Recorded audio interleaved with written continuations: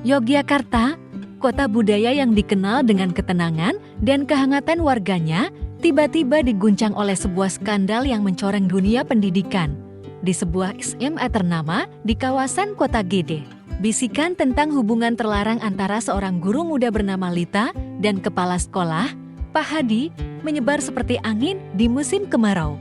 Cerita ini pertama kali muncul di grup WhatsApp para orang tua murid, lalu meledak di media sosial, menjadi bahan perbincangan panas di Twitter dan Instagram. Guru macam apa yang main-main dengan kepala sekolah? Tulis seorang netizen dengan nada menghakimi, apa tidak malu sama suami dan anaknya? Tambah yang lain, di tengah hiruk pikuk tuduhan, kebenaran masih samar, tersembunyi di balik pintu ruang kepala sekolah yang selalu tertutup rapat. Lita, seorang guru matematika, berusia 30 tahun, dikenal sebagai sosok yang ramah dan berdedikasi. Dengan senyum lembut dan kesabaran dalam mengajar, ia menjadi favorit banyak siswa. Namun, kini namanya menjadi sasaran cercaan bukan karena kebaikan, melainkan karena tuduhan yang mengguncang harga dirinya sebagai guru, istri, dan ibu. Pak Hadi, kepala sekolah berusia 45 tahun, adalah figur otoritas di sekolah itu. Dengan wibawa dan reputasi sebagai pemimpin visioner, ia disegani oleh guru dan orang tua murid. Namun, di balik fasad itu, ada desas-desus tentang sifatnya yang suka mendekati guru-guru muda. Apa yang sebenarnya terjadi di ruang kepala sekolah itu? Tanya sebuah postingan anonim di Instagram yang mendapat ribuan like dalam semalam. Skandal ini bukan hanya tentang dua individu, tetapi juga tentang nilai-nilai yang dijunjung tinggi di masyarakat Indonesia, khususnya di Yogyakarta yang kental dengan budaya Jawa, kesetiaan dalam pernikahan, kehormatan keluarga, dan integritas sebagai pendidik. Semua itu kini dipertanyakan. Bagi banyak orang, Lita adalah pengkhianat yang tidak menghargai suami dan anaknya, sebuah pelanggaran terhadap ajaran agama, terutama Islam yang dianut mayoritas penduduk. Namun, ada pula yang bertanya-tanya, apa yang mendorong seorang guru seperti Lita terlibat dalam situasi ini? Apakah tekanan dari seorang atasan yang berkuasa? Atau ada cerita lain yang belum terungkap? Di tengah sorotan publik, Lita menghadapi badai dalam hidupnya. Komunitas sekolah yang dulu memujinya sebagai guru teladan, kini memandangnya dengan curiga. Orang tua murid mulai mempertanyakan kredibilitasnya dan beberapa bahkan menuntut agar ia diberhentikan di media sosial. #HG pagar skandal SM Kota Gede menjadi tren dengan meme dan komentar pedas yang membuat Lita merasa seperti buronan. Sementara itu, Pak Hadi tetap tenang. Seolah-olah skandal ini tidak lebih dari gosip murahan. Namun, di balik ketenangannya, ada kuasa seorang kepala sekolah yang mampu mengendalikan narasi di lingkungan sekolah. Cerita ini bukan sekadar drama pribadi, tetapi cerminan masyarakat modern Indonesia, di mana media sosial menjadi panggung penghakiman. Di balik dinding ruang kepala sekolah, rahasia tentang cinta, pengkhianatan, dan kuasa terus bergema, menanti saatnya untuk terungkap. Apa yang akan terjadi pada Lita? Akankah ia mampu menghadapi tuduhan ini? Atau akan tenggelam dalam gelombang penilaian masyarakat? Hanya waktu yang akan menjawab. Di bawah langit Yogyakarta yang tenang, di mana aroma bunga melati dari pekarangan rumah-rumah tradisional bercampur dengan suara adzan dari masjid, Lita menjalani hidupnya dengan ritme yang melelahkan. Skandal yang kini mengguncang namanya masih terasa seperti mimpi buruk yang belum terungkap sepenuhnya di media sosial. Tetapi untuk memahami bagaimana semua ini bermula, kita harus melangkah mundur ke kehidupan sehari-hari Lita sebelum rahasia di ruang kepala sekolah menjadi buah bibir.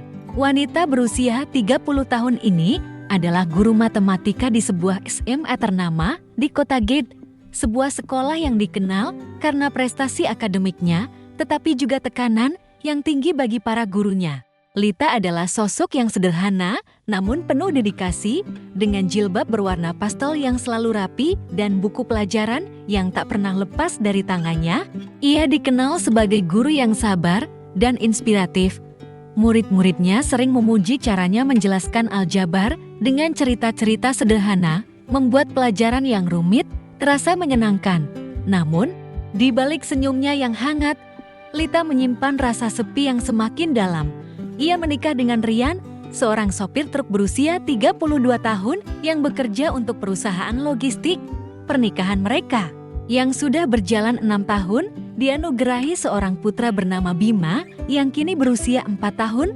Bima, dengan rambut ikal dan mata penuh rasa ingin tahu, adalah cahaya dalam hidup Lita. Tetapi juga pengingat akan tanggung jawab besar yang ia pikul seorang diri. Kehidupan keluarga mereka tidaklah mudah. Rian sering berada di luar kota, mengantar barang dari Yogyakarta ke Surabaya, Semarang, atau bahkan hingga Bali. Perjalanannya bisa memakan waktu berhari-hari, kadang-kadang berminggu-minggu, meninggalkan Lita untuk mengurus Bima dan rumah mereka di sebuah kampung kecil di pinggiran kota Gede. Ini semua demi Bima, kata Rian setiap kali ia berpamitan. Mencium kening Lita sebelum menaiki truknya, namun di balik kata-kata itu, Lita merasakan kekosongan yang sulit dijelaskan. Malam-malam panjang di rumah kayu mereka dipenuhi dengan suara radio yang menyala untuk mengusir sepi, sementara Bima tidur nyenyak dengan buku cerita di sampingnya. Lita sering duduk di beranda, memandangi foto pernikahan mereka, bertanya-tanya kapan Rian akan punya waktu untuk mendengarkan cerita tentang hari-harinya di sekolah, tentang murid-muridnya, atau tentang tekanan yang ia rasakan. Di sekolah, Lita berada di bawah pengawasan Pak Hadi, kepala sekolah yang disegani sekaligus ditakuti. Pria berusia 45 tahun ini memiliki karisma yang sulit diabaikan, dengan postur tinggi, kacamata berbingkai tipis, dan suara yang tegas namun penuh wibawa. Hadi mampu mengendalikan rapat guru dengan satu pandangan. Ia dikenal sebagai pemimpin yang visioner, membawa sekolah itu meraih berbagai penghargaan, tetapi juga memiliki reputasi sebagai pria yang suka mendekati guru-guru muda. Jangan terlalu dekat dengan Pak Hadi, pernah berbisik seorang guru senior bernama Bu Sari di ruang guru. Dia pandai bicara, tapi hati-hati dengan maksudnya. Lita hanya tersenyum kecil saat itu, menganggap peringatan itu sebagai candaan biasa di lingkungan sekolah. Namun, di tengah kesibukan mengajar dan mengurus proyek-proyek sekolah, Lita mulai merasakan perhatian khusus dari Hadi. Semuanya dimulai dengan hal-hal kecil, pujian atas cara ia menangani kelas yang sulit, undangan untuk bergabung dalam tim pengembangan kurikulum, atau obrolan ringan di ruang kepala sekolah setelah rapat. "Kamu punya potensi besar, Lita," kata Hadi suatu sore saat mereka berdua mengecek laporan kegiatan ekstrakurikuler. "Sekolah ini butuh guru seperti kamu." Nada suaranya hangat, hampir seperti seorang mentor yang peduli. Namun, ada sesuatu dalam senyumnya yang membuat Lita merasa tidak nyaman, meski ia berusaha mengabaikannya. Lita tahu bahwa perhatian Hadi seharusnya tidak berarti apa-apa. Ia adalah istri Rian, ibu Bima, dan seorang muslimah yang memegang teguh nilai-nilai keluarga yang ditanamkan ibunya sejak kecil. Namun, di tengah kesepian yang terus menggerogoti hatinya, kata-kata Hadi terasa seperti penghibur yang tak pernah ia dapatkan dari Rian. Ia mulai menantikan rapat-rapat di ruang kepala sekolah, momen-momen ketika ia merasa dihargai, bukan hanya sebagai guru atau ibu, tetapi sebagai seorang wanita. Ini tidak salah, pikirnya, mencoba menenangkan hati kecilnya yang mulai gelisah. "Kami hanya bekerja bersama, tidak lebih." Di rumah, Rian tetap sibuk dengan perjalanannya. Panggilan telepon mereka semakin singkat, seringkali hanya berisi laporan tentang Bima atau urusan rumah tangga. "Kamu baik-baik saja, kan, tak?" tanya Rian dalam salah satu panggilan. Suaranya lelah setelah seharian mengemudi. "Baik, Mas," jawab Lita, meski suaranya sedikit bergetar. Ia ingin menceritakan tentang tekanan di sekolah, tentang rasa sepinya, tetapi ia takut Rian akan menganggapnya mengeluh. Ia juga tidak tahu bagaimana menjelaskan tentang perhatian kecil dari seorang kepala sekolah yang seharusnya tidak berarti apa-apa. Di ruang guru yang ramai, di mana tawa dan cerita para guru biasanya mengalir, Lita mulai merasakan ada yang berubah. Beberapa guru lain, terutama yang dekat dengan Hadi, mulai memandangnya dengan tatapan aneh, seolah-olah mereka tahu sesuatu yang tidak diucapkan. Lita, kamu sering banget dipanggil ke ruang Pak Hadi, ya? Tanya seorang guru muda dengan nada bercanda, tetapi matanya penuh rasa ingin tahu. Lita tertawa gugup, mengalihkan pembicaraan, tetapi di dalam hatinya, ia merasa ada sesuatu yang mulai bergeser. Di bawah atap sekolah yang berdiri kokoh di kota gede, di mana bau kapur dan buku pelajaran bercampur dengan aroma kopi dari ruang guru, benih-benih masalah mulai tumbuh. Lita, tanpa menyadari, sedang berjalan di tepi jurang. Pak Hadi, dengan senyumnya yang menawan dan kuasa sebagai kepala sekolah, menunggu di ujung jalan itu, siap menariknya lebih dalam. Dan di kejauhan, Rian yang masih percaya bahwa keluarganya baik-baik saja, belum tahu bahwa dunia kecil mereka akan segera terguncang oleh rahasia yang tersimpan di ruang kepala sekolah. Di bawah atap SMA Kota Gede yang berdiri kokoh, di mana suara lonceng sekolah dan tawa murid-murid menggema setiap hari, Lita mulai merasakan perubahan dalam dirinya. Perhatian kecil dari Pak Hadi, yang awalnya hanya terasa seperti sapaan ramah seorang atasan, kini berubah menjadi sesuatu yang lebih dalam, sesuatu yang membuat hatinya berdetak lebih kencang.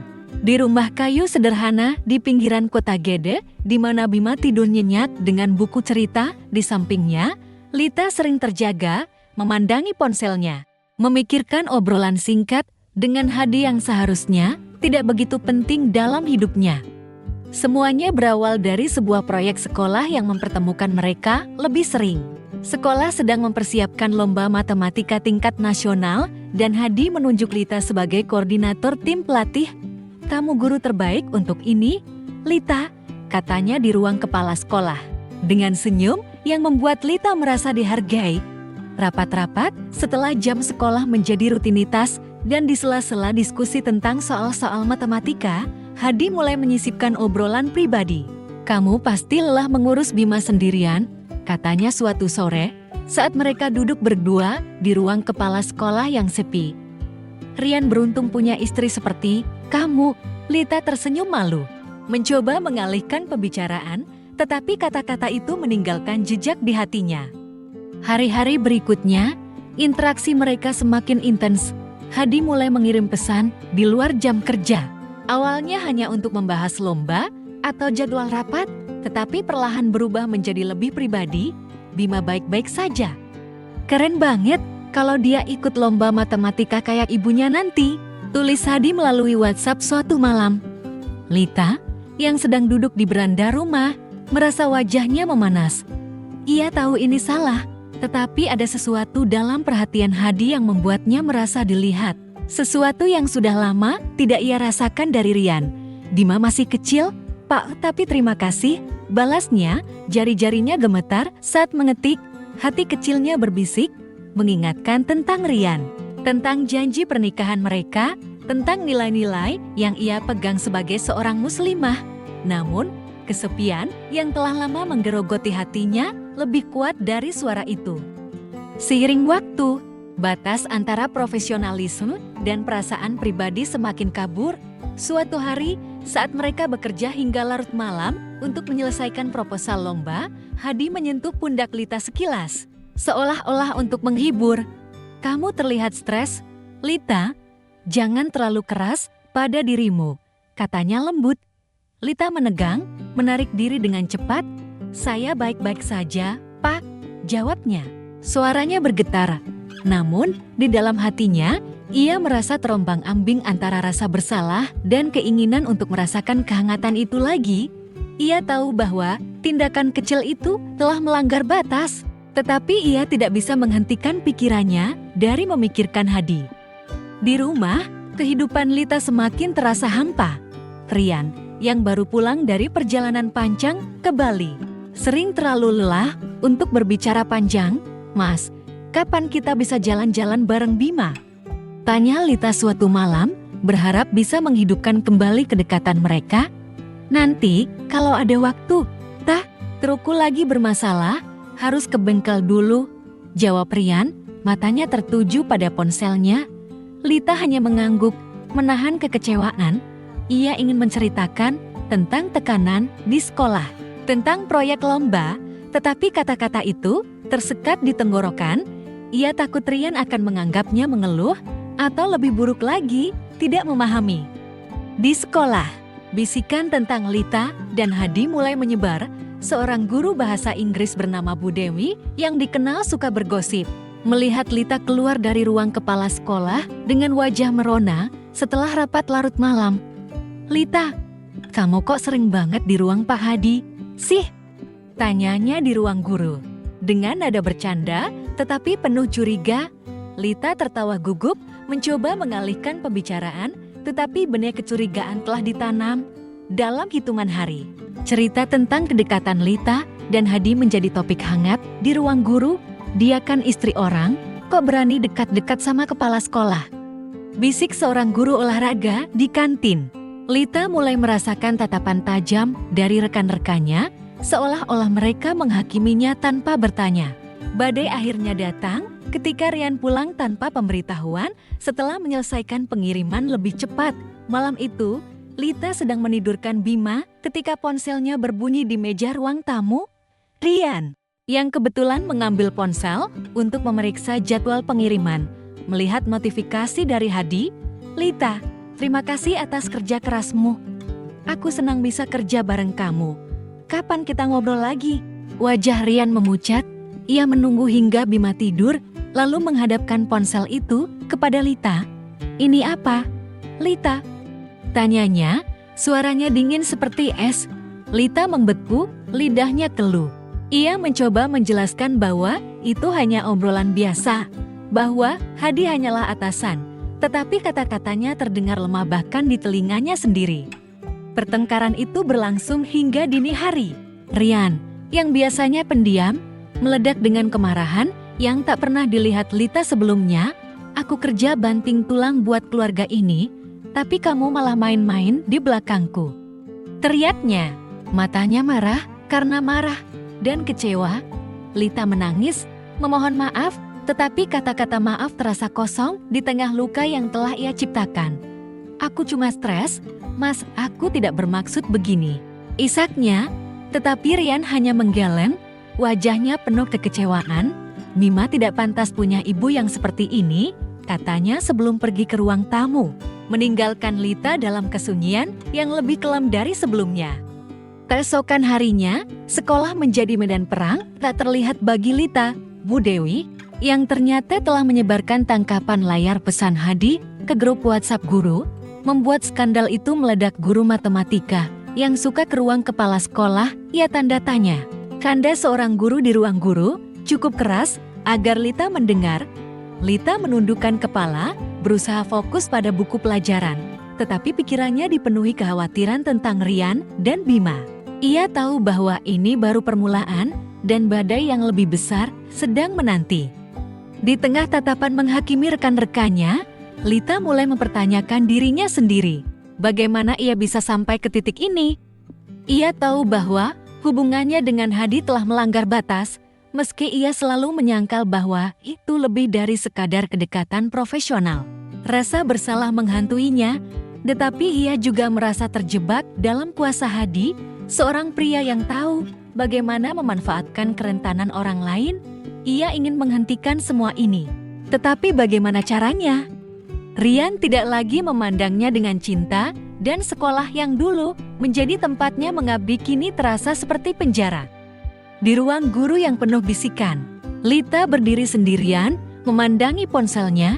Pesan dari Hadi masih ada di sana, seperti pengingat akan kesalahan yang tak bisa ia hapus. Dan di kejauhan, Rian, yang kini memandangnya dengan penuh kekecewaan, sedang memutuskan langkah berikutnya untuk menyelamatkan keluarganya, orang yang ia pikir ia kenal. Pagi di rumah kayu sederhana Lita di pinggiran kota Gede terasa seperti dunia yang terhenti. Cahaya matahari yang biasanya menghangatkan beranda kini terasa pucat, seolah-olah ikut meratapi luka yang tercipta semalam. Setelah pertengkaran hebat dengan Rian, suasana di rumah menjadi dingin. Rian duduk di kursi rotan di ruang tamu, memandangi cangkir teh yang sudah dingin. Sementara Bima, yang tidak tahu apa yang terjadi, bermain dengan truk mainannya di lantai. Lita berdiri di ambang pintu dapur. Matanya sembab, karena menangis sepanjang malam. "Mas, tolong dengar aku dulu," katanya pelan, suaranya hampir pecah. Namun, Rian hanya menggeleng, wajahnya keras seperti batu. "Aku harus ke sekolah itu," ujarnya tiba-tiba, berdiri dan mengambil kunci motornya. "Aku akan bicara dengan kepala sekolahmu itu." Lita panik, "Jangan, Mas. Ini cuma salah paham. Aku akan selesaikan sendiri," pintanya mencoba menghalangi Rian. Namun, Rian menatapnya dengan mata penuh luka. "Salah paham? Dia bilang senang kerja bareng kamu. Lita, apa yang harus aku pikirkan?" Suaranya penuh kemarahan yang terkendali, tetapi di balik itu, ada rasa sakit yang mendalam. Sebelum Lita bisa menjawab, Rian sudah melangkah keluar. Meninggalkan Bima yang mulai merengat karena merasakan ketegangan, Lita memeluk putranya, berusaha menenangkan, tetapi air matanya sendiri jatuh tak terkendali. Ia tahu bahwa badai yang ia ciptakan kini akan menghantam lebih keras. Di SMA Kota Gir, suasana pagi itu ramai dengan suara murid-murid yang bersiap masuk kelas, tetapi bagi Lita, setiap langkah menuju ruang guru terasa seperti berjalan di atas kaca. Tatapan rekan-rekannya yang kini tahu tentang skandal itu berkat tangkapan layar pesan Hadi yang menyebar di grup WhatsApp guru, membuatnya ingin menghilang. Bu Dewi, guru yang memulai gosip itu, bahkan tidak berusaha menyembunyikan seringainya saat Lita lewat. "Hati-hati, jangan sampai ketahuan lagi," bisiknya pada seorang guru lain cukup keras agar Lita mendengar. Lita menundukkan kepala, berusaha fokus pada buku pelajaran. Tetapi pikirannya dipenuhi kekhawatiran tentang apa yang akan dilakukan Rian. Sementara itu, Rian tiba di sekolah dengan wajah penuh tekad. Ia menuju ruang sekretariat, meminta bertemu dengan Pak Hadi.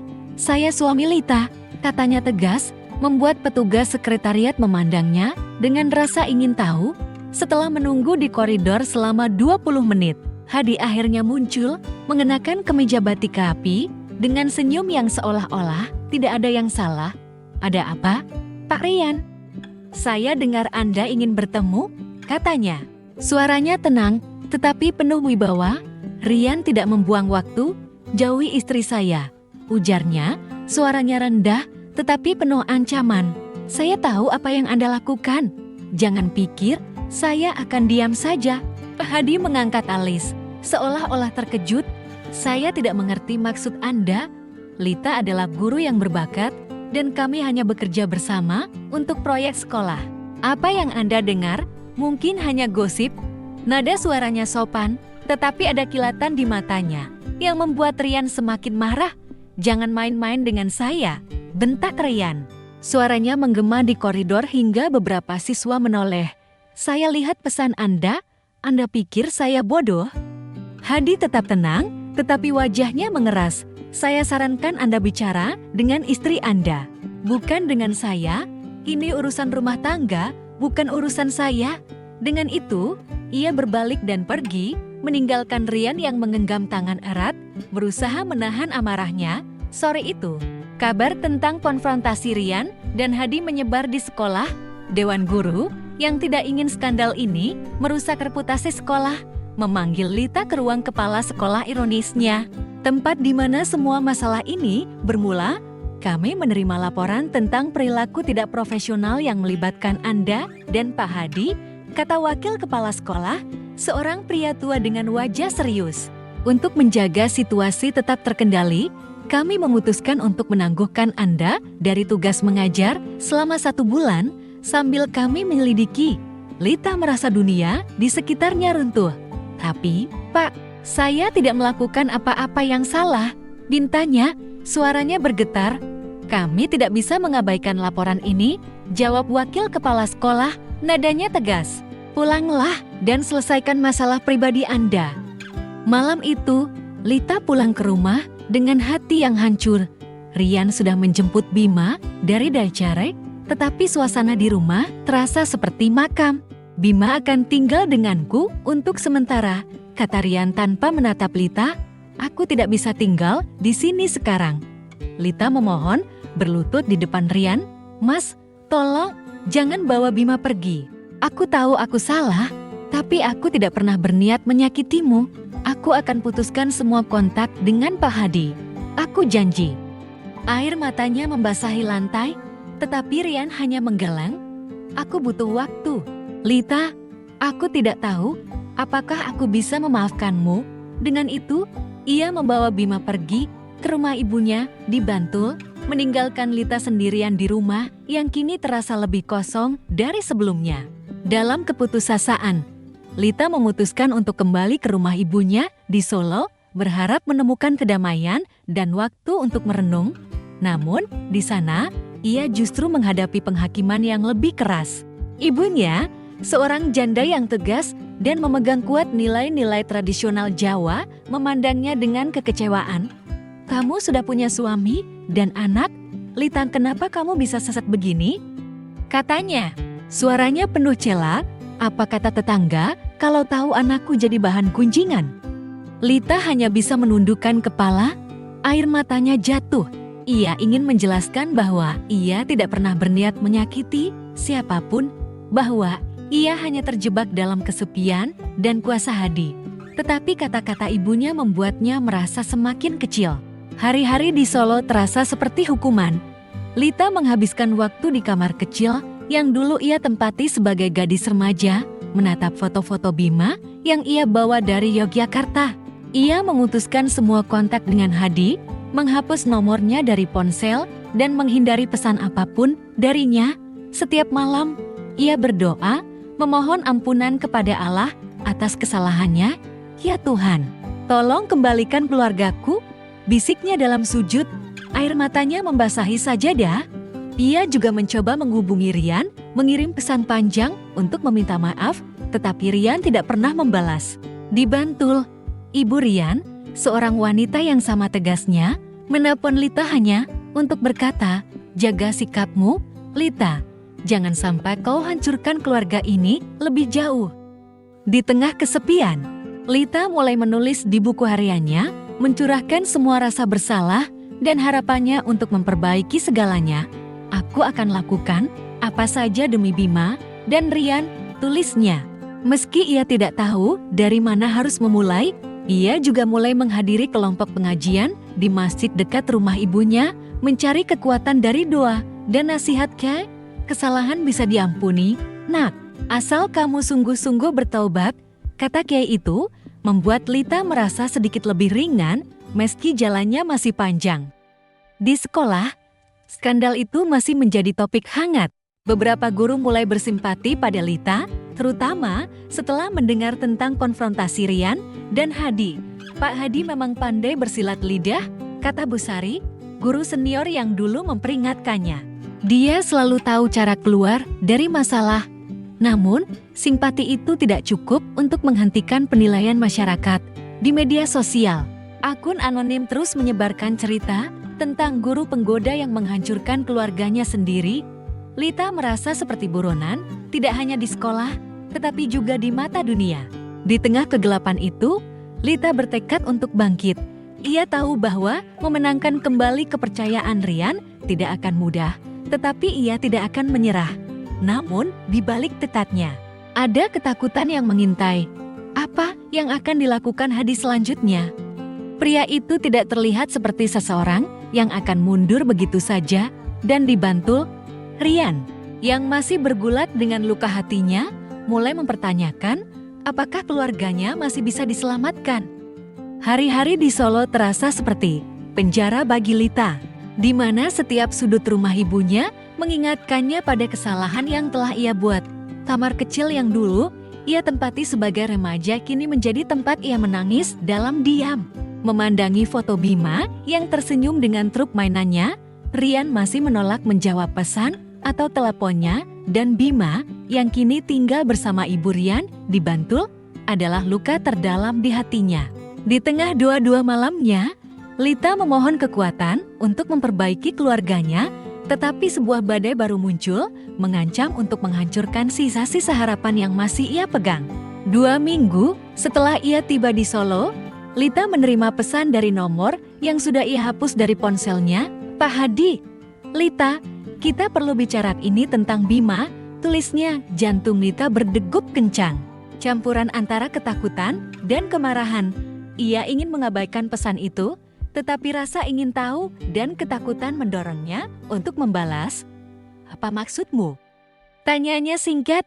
Tak lama, Hadi menelpon. Suaranya tenang, tetapi penuh keyakinan. "Bima, mungkin anakku. Lita, kita perlu melakukan tes DNA untuk memastikannya." Kata-kata itu seperti pisau yang menusuk hati Lita. Ia merasa dunia di sekitarnya berputar. "Kamu gila," katanya, suaranya bergetar. "Bima anakku, dan Rian, jangan coba-coba mainkan permainan kotor ini." Namun, Hadi tidak mundur. "Kamu tahu apa yang terjadi antara kita? Aku punya hak untuk tahu kebenaran," katanya sebelum memutuskan telepon. Lita duduk di lantai kamar, memeluk lututnya, air matanya mengalir tanpa suara.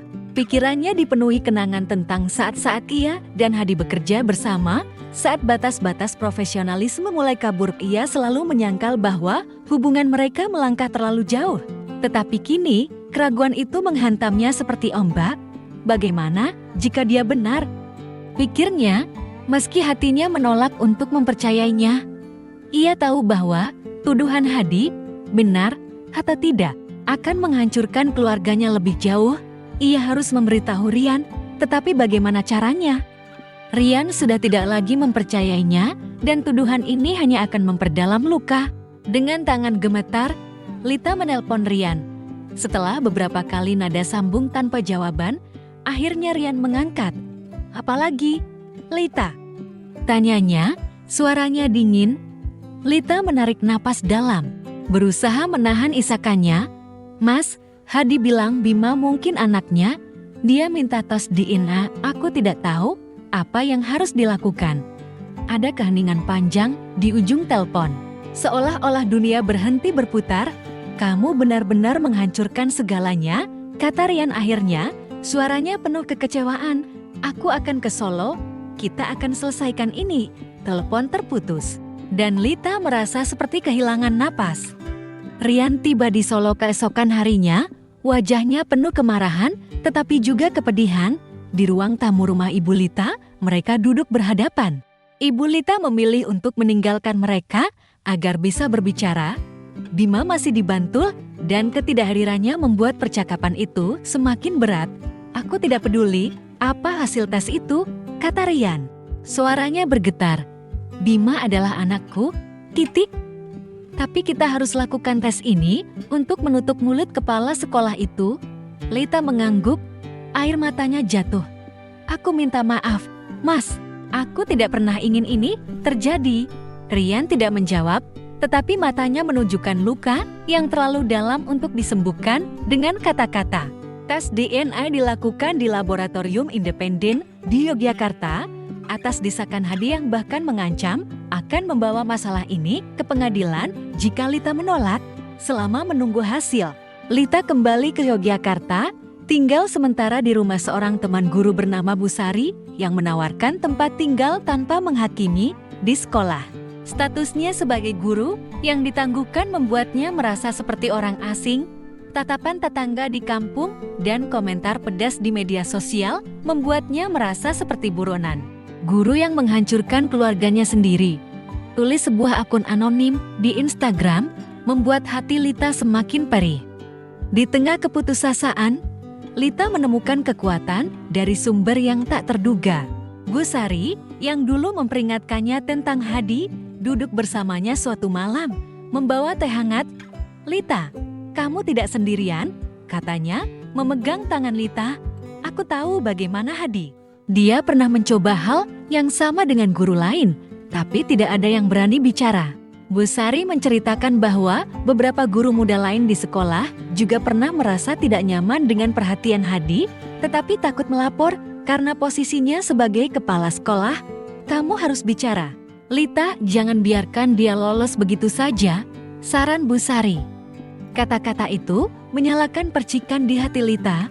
Ia mulai menulis di buku hariannya, mencurahkan semua yang telah terjadi, kesepiannya, godaan Hadi, dan rasa bersalah yang menghantuinya. Tulisannya mengalir seperti air bah, penuh dengan emosi yang selama ini ia pendam. Suatu malam, dengan tangan gemetar, Ia memutuskan untuk mengunggah ceritanya di sebuah grup Facebook komunitas guru Indonesia. "Aku bukan guru penggoda seperti yang kalian baca di media sosial," tulisnya. "Aku adalah seorang ibu yang melakukan kesalahan, tetapi juga korban dari seseorang yang menyalahgunakan kuasanya. Ini ceritaku." Unggahan itu menyebar seperti api. Dalam hitungan jam, ratusan guru, orang tua murid, dan bahkan mantan siswa Lita memberikan dukungan. Beberapa guru lain mulai berbagi cerita serupa tentang Hadi, mengungkapkan pola perilaku yang sama, perhatian berlebihan, pesan pribadi, dan tekanan halus yang membuat mereka merasa terjebak. "Kami bersamamu, Pulita," tulis seorang guru dari Bandung. "Jangan biarkan kepala sekolah itu menang." Komentar-komentar itu memberi Lita kekuatan, tetapi juga ketakutan baru. Akankah keberaniannya ini membawa konsekuensi yang lebih besar? Hasil tes DNA akhirnya tiba setelah 2 minggu yang terasa seperti abad. Rian dan Lita duduk bersama di ruang tamu rumah Bu Sari. Amplop putih dari laboratorium terletak di antara mereka seperti bom yang siap meledak. Dengan tangan gemetar, Rian membuka amplop itu. Matanya membaca hasilnya, lalu mengucat, "Bima bukan anakku," katanya pelan, suaranya hampir tak terdengar. Lita menangis terseduh, memeluk Rian. "Maafkan aku, Mas, aku tidak tahu bagaimana ini bisa terjadi." Rian tidak menjawab, tetapi ia memeluk Lita kembali, seolah-olah mencoba mencari sisa-sisa keluarga yang mereka miliki. Hadi, yang menerima salinan hasil tes, segera menghubungi Lita. "Sekarang kamu tahu kebenarannya," katanya dengan nada penuh kemenangan. "Bima anakku, dan aku punya hak atasnya." Lita merasa marah bercampur takut. "Kamu tidak akan pernah mengambil Bima dariku," katanya, suaranya penuh tekad. "Dia anakku, dan Rian adalah ayahnya, bukan kamu." Hadi tertawa kecil. "Kita lihat saja di pengadilan," ancamnya sebelum memutuskan telepon. Sementara itu, unggahan Lita di media sosial mulai menarik perhatian media lokal. Sebuah surat kabar di Yogyakarta menghubunginya untuk wawancara, dan beberapa organisasi guru menyatakan dukungan. Namun, di balik gelombang dukungan itu, ada juga ancaman. Akun anonim mengiriminya pesan penuh hinaan, dan beberapa bahkan mengancam keselamatan Bima. Lita merasa seperti berjalan di tepi jurang. Tetapi ia tahu bahwa ia tidak bisa mundur.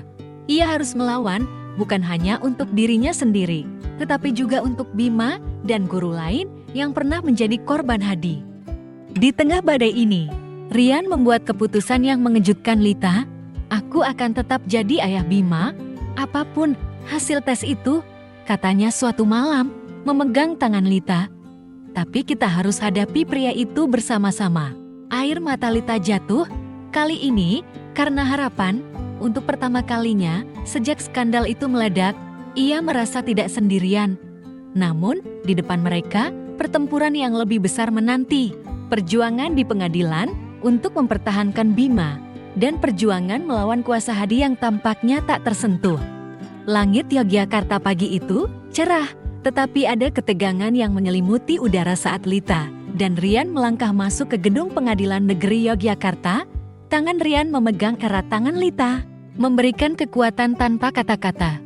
Bima, yang kini kembali tinggal bersama mereka setelah Rian membawanya dari Bantul, ditinggalkan bersama Bu Sari untuk hari ini. Sidang ini bukan hanya tentang mereka, tetapi juga tentang masa depan Bima dan keadilan yang telah lama mereka kejar. Skandal yang dimulai dari rahasia di ruang kepala sekolah kini mencapai puncaknya di ruang sidang, di mana Pak Hadi dengan segala kuasa dan reputasinya akan dihadapkan pada kebenaran. Persiapan untuk sidang ini penuh liku setelah unggahan Lita di media sosial menjadi viral. Sebuah organisasi advokasi guru di Yogyakarta menawarkan bantuan hukum. Pengacara mereka, Pak Arif, seorang pria berusia 50 tahun dengan pengalaman menangani kasus pelanggaran etika, bekerja keras untuk mengumpulkan bukti. "Kita tidak hanya melawan Hadi sebagai individu," katanya kepada Lita dan Rian, "kita melawan budaya yang membiarkan orang berkuasa lolos dari tanggung jawab." Kata-kata itu memberi Lita harapan. Meski ia tahu perjuangan ini akan menguras emosi dan tenaganya. Sidang pertama dimulai dengan suasana tegang. Hadi mengenakan setelan jas rapi dan didampingi pengacara terkenal dari Semarang. Duduk dengan wajah tenang, seolah-olah yakin bahwa posisinya sebagai kepala sekolah akan melindunginya. Di sisi lain, Lita dan Rian duduk di barisan penggugat, dikelilingi oleh beberapa guru dari SMA Kota Gede yang datang untuk mendukung. Bu Sari, yang telah menjadi pilar kekuatan bagi Lita, tersenyum kecil dari barisan belakang, memberikan isyarat bahwa mereka bersama-sama dalam perjuangan ini. Pengacara Hadi membuka sidang dengan argumen bahwa kasus ini hanyalah konflik pribadi yang tidak seharusnya dibawa ke pengadilan. Klien saya, Pak Hadi, adalah kepala sekolah terhormat yang telah memajukan pendidikan di Yogyakarta, katanya dengan nada penuh wibawa. Tuduhan ini adalah upaya untuk mencemarkan nama baiknya oleh seorang guru yang tidak puas dengan karirnya. Kata-kata itu membuat Lita menundukkan kepala, merasa kembali seperti guru penggoda yang digambarkan media sosial. Namun, Rian memegang tangannya lebih erat, mengingatkannya untuk tetap kuat. Pak Arif, dengan ketenangan yang memukau, membalas argumen itu dengan fakta-fakta yang telah mereka kumpulkan. Ini bukan sekadar konflik pribadi, katanya, suaranya tegas. Ini tentang pola perilaku tidak etis yang dilakukan oleh Pak Hadi terhadap guru yang berada di bawah kuasanya. Ia memperkenalkan bukti pertama, tangkapan layar pesan-pesan Hadi kepada Lita, yang menunjukkan nada yang jelas-jelas melampaui batas profesionalisme. Hakim, seorang pria parubaya dengan wajah serius, memandang bukti itu dengan cermat, sementara Hadi mulai terlihat gelisah. Keberanian Lita untuk berbicara di media sosial menjadi kunci. Setelah unggahannya viral, dua guru lain dari SMA Kota Gede melangkah maju untuk bersaksi. Salah satunya, seorang guru seni bernama Bunita, menceritakan bagaimana Hadi pernah mengirim pesan pribadi yang membuatnya tidak nyaman, tetapi ia terlalu takut untuk melapor karena khawatir kehilangan pekerjaan. Saya melihat apa yang terjadi pada Lita, dan saya tahu saya harus bicara, katanya di depan hakim. Suaranya bergetar, tetapi penuh tekad. Kesaksian Bunita diikuti oleh seorang guru muda lainnya, yang menceritakan pengalaman serupa. Ruang sidang dipenuhi keheningan saat mereka berbicara, seolah-olah kebenaran akhirnya menemukan suara. Bukti lain yang diajukan adalah laporan internal sekolah yang menunjukkan bahwa ada keluhan terhadap Hadi di masa lalu, tetapi tidak pernah ditindaklanjuti karena pengaruhnya yang kuat. Pak Arif juga menghadirkan seorang ahli etika pendidikan yang menjelaskan dampak penyalahgunaan kuasa di lingkungan sekolah, terutama pada guru perempuan seperti Lita yang berada dalam posisi rentan. Lita bukan pelaku, tetapi korban dari sistem yang gagal melindunginya, kata ahli itu, membuat beberapa orang di ruang sidang mengangguk setuju. Sementara itu, media mulai meliput sidang ini dengan intens. Koran lokal menyiarkan berita utama tentang skandal di SMA Kota Gede. Dan sekelompok guru serta orang tua murid menggelar demonstrasi kecil di luar pengadilan dengan spanduk bertuliskan keadilan untuk Lita dan stop pelecehan di sekolah. Dukungan ini memberi Lita kekuatan, tetapi juga meningkatkan tekanan di media sosial.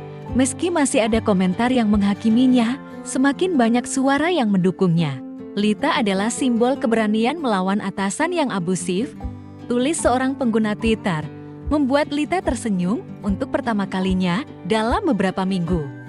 Di sidang kedua, Hadi dipanggil untuk bersaksi. Ia berusaha mempertahankan citranya sebagai kepala sekolah terhormat, mengklaim bahwa hubungannya dengan Lita adalah konsensual dan bahwa ia tidak pernah memaksa siapapun.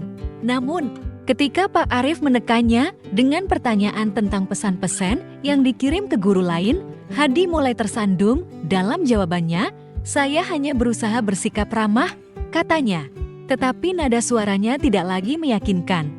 Hakim memandangnya dengan tatapan skeptis dan bahkan pengacaranya tampak kesulitan menyelamatkan situasi. Puncak sidang terjadi ketika Lita sendiri mengambil kesaksian. Dengan suara yang awalnya bergetar, ia menceritakan bagaimana kesepiannya sebagai istri dan ibu membawanya ke titik kerentanan. Dan bagaimana Hadi memanfaatkan itu dengan perhatian yang tampak tulus tetapi sebenarnya manipulatif. Saya tahu saya melakukan kesalahan, katanya. Air matanya mengalir. Tapi saya bukan satu-satunya yang salah. Pak Hadi tahu saya rentan, dan dia menggunakan kuasanya untuk menjebak saya. Ia menatap Rian yang duduk di barisan depan dan berkata, "Saya cuma ingin keluarga saya kembali. Saya cuma ingin Bima punya masa depan yang aman." Ruang sidang hening dan bahkan hakim tampak tersentuh. Setelah berminggu-minggu penuh ketegangan, hakim akhirnya mengeluarkan putusan. Berdasarkan bukti dan kesaksian yang diajukan, katanya dengan suara tegas, pengadilan memutuskan bahwa hak asuh Bima tetap berada pada Nyonya Lita dan Bapak Rian sebagai orang tua yang telah membesarkannya dengan penuh kasih sayang. Ruang sidang meledak dalam sorak-sorai kecil dari para pendukung Lita. Hakim melanjutkan, Pak Hadi dinyatakan bersalah atas pelanggaran etika profesional dan penyalahgunaan kuasa. Jabatannya sebagai kepala sekolah dicabut dan ia akan menghadapi penyelidikan lebih lanjut oleh Dinas Pendidikan. Lita menangis dalam pelukan Rian. Merasa beban berat di pundaknya, akhirnya terangkat. Bu Sari dan guru lain mendekat, memeluknya dengan penuh kehangatan. "Kamu hebat, Lita," bisik Bu Sari. Di luar pengadilan, para demonstran bersorak dan kamera media menyorot momen kemenangan ini. Namun, di tengah kegembiraan, Lita tahu bahwa perjuangannya belum sepenuhnya selesai. Luka di hati Rian masih ada dan bayang-bayang Hadi, meski kini terkekang, masih mengintai. Malam itu, di rumah Bu Sari, Lita dan Rian duduk bersama Bima yang tertidur di pangkuan Rian. "Kita menang, Mas," kata Lita pelan. Rian mengangguk, tetapi matanya masih penuh pertanyaan. "Kita menang di pengadilan, tapi kita masih punya banyak yang harus diperbaiki." Lita memegang tangannya, berjanji dalam hati untuk tidak pernah mengecewakannya lagi. Di luar jendela, lampu-lampu kota Yogyakarta berkelap-kelip, seolah-olah menandakan bahwa meski badai belum sepenuhnya berlalu, ada cahaya harapan di ujung jalan. Di bawah langit Yogyakarta yang berbintang, rumah kayu sederhana Lita dan Rian di pinggiran kota Gede kini dipenuhi kehangatan yang perlahan kembali. Kemenangan di pengadilan telah membawa kelegaan, tetapi juga mengingatkan mereka bahwa perjalanan untuk menyembuhkan luka membutuhkan waktu dan usaha. Bima, yang kini berusia 4,5 tahun, mengisi rumah dengan canda tawa, berlari-lari dengan truk mainannya, tidak menyadari badai yang pernah mengguncang keluarganya di bawah lampu ruang tamu yang redup. Lita dan Rian berusaha menata kembali kehidupan mereka, langkah demi langkah, dengan cinta dan kesabaran sebagai panduan. Setelah putusan pengadilan, Pak Hadi kehilangan jabatannya sebagai kepala sekolah dan menghilang dari sorotan publik, meski desas-desus mengatakan ia pindah ke kota lain untuk memulai kembali. Namun, bayang-bayang kehadirannya masih menghantui Lita. "Bagaimana kalau dia kembali, Mas?" tanya Lita suatu malam saat mereka duduk di beranda, menikmati angin sejuk. Rian memegang tangannya erat. "Kita sudah menghadapi yang terburuk, Kak. Kalau dia kembali, kita lebih kuat sekarang." Kata-kata itu memberi Lita ketenangan. Meski ia tahu bahwa kepercayaan Rian padanya masih dalam proses pemulihan. Rian, yang kini mengurangi perjalanan jauh sebagai sopir truk, mulai bekerja untuk perusahaan logistik lokal di Yogyakarta. Gajinya lebih kecil, tetapi ia bisa pulang setiap malam, menemani Bima bermain, atau membantu Lita dengan pekerjaan rumah. "Aku ingin jadi ayah yang selalu ada untuk Bima," katanya kepada Lita. Dan meski tantangan finansial masih ada, Lita melihat tekad di matanya. Mereka juga mulai menghadiri konseling pernikahan di sebuah lembaga komunitas, di mana mereka belajar untuk berbicara tentang luka dan harapan mereka. "Aku masih kadang ingat hasil tes DNA itu," akui Rian dalam salah satu sesi. "Tapi aku memilih untuk tetap di sini, karena Bima butuh kita berdua." Lita menangis mendengarnya, bersyukur bahwa meski rapuh, ikatan mereka masih bertahan. Lita sendiri menemukan tujuan baru dalam hidupnya. Setelah pengalamannya menjadi sorotan, ia diundang untuk berbicara di sebuah lokakarya nasional tentang etika di lingkungan pendidikan yang diselenggarakan oleh Asosiasi Guru Indonesia. Di depan ratusan pendidik dari seluruh negeri, Lita menceritakan kisahnya dengan jujur tidak menyembunyikan kesalahannya, tetapi menekankan pentingnya melawan penyalahgunaan kuasa. Sebagai guru, kita mengajarkan kebenaran kepada murid, tapi kita juga harus berani memperjuangkan kebenaran untuk diri kita sendiri, katanya, suaranya penuh keyakinan. Sorak-sorai dari audiens membuat hatinya hangat, dan ia merasa bahwa kesalahannya di masa lalu telah membawanya ke sesuatu yang lebih besar. Dari lokakarya itu, Lita terinspirasi untuk bergabung dengan komunitas advokasi guru yang menangani isu pelecehan dan tekanan di tempat kerja bersama Bu Sari dan beberapa guru lain dari SMA Kota Gede. Ia membantu mendirikan kelompok bernama Guru Berdaya yang menawarkan dukungan hukum, konseling, dan pelatihan untuk guru yang menghadapi situasi serupa. Aku tidak ingin ada Lita lain di luar sana, katanya kepada Bu Sari, yang kini menjadi sahabat sekaligus mentornya. Kelompok ini mulai menarik perhatian, bahkan mendapat dukungan dari organisasi perempuan di Yogyakarta. Dan Lita merasa hidupnya kini memiliki makna baru. Di sekolah, Lita akhirnya diizinkan kembali mengajar setelah penyelidikan selesai, meski dengan pengawasan ketat dari Dewan Guru. Beberapa rekan masih memandangnya dengan curiga, tetapi dukungan dari Bu Sari dan beberapa guru lain membuatnya tetap teguh. Murid-muridnya yang dulu mengenalnya sebagai guru yang penuh semangat, menyambutnya dengan antusias. "Bu Lita, kami kangen pelajaran matematika Ibu," kata seorang siswa, membuat Lita tersenyum. Ia kembali mengajar dengan dedikasi yang lebih besar, bertekad untuk menjadi teladan bagi murid-muridnya, tidak hanya dalam aljabar, tetapi juga dalam keberanian dan integritas. Di rumah, Lita berusaha menjadi ibu yang lebih hadir untuk Bima. Ia membaca buku cerita setiap malam, mengajaknya ke Candi Prambanan pada akhir pekan, dan mengabadikan setiap tawa Bima dalam foto-foto sederhana. "Ibu sayang Bima selamanya," bisiknya suatu malam. Saat Bima tertidur di pelukannya, di balik semua itu, Lita tetap berdoa, memohon ampunan dan kekuatan kepada Allah. Nilai-nilai yang diajarkan ibunya tentang kasih sayang, kejujuran, dan ketabahan kini menjadi kompas dalam hidupnya. "Ya Tuhan, terima kasih telah memberiku kesempatan kedua," doanya dalam sujud penuh syukur. Meski begitu, perjalanan mereka tidak selalu mulus.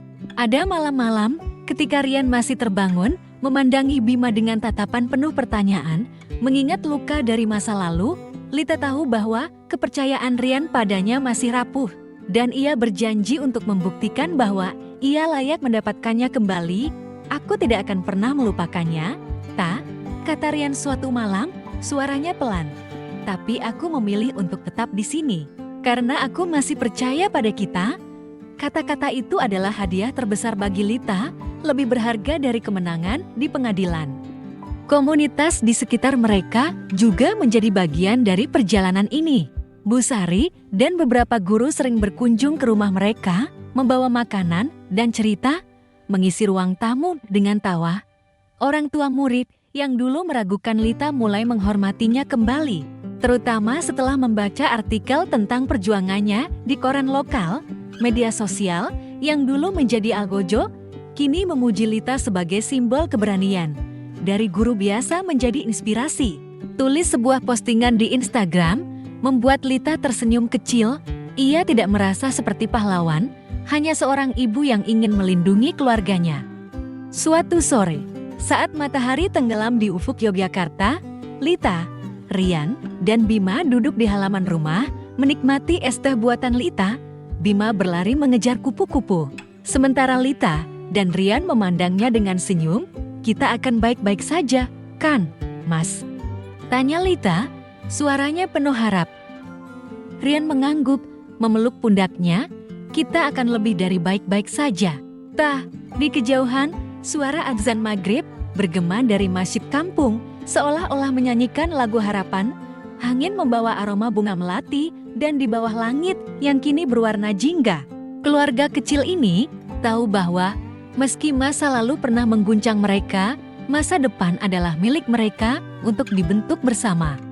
Di SMA Kota Gede, ruang kepala sekolah yang dulu menyimpan rahasia kini ditempati oleh kepala sekolah baru, seorang wanita yang berjanji untuk menciptakan lingkungan yang adil. Lita berjalan di koridor sekolah itu setiap hari, mengajar dengan hati yang lebih ringan, tahu bahwa ia telah mengubah tidak hanya hidupnya sendiri, tetapi juga hidup banyak guru lain yang kini berani bersuara, dan di hati Bima yang terus tumbuh dengan cinta dari Lita dan Rian, tidak ada rahasia yang mampu memisahkan mereka.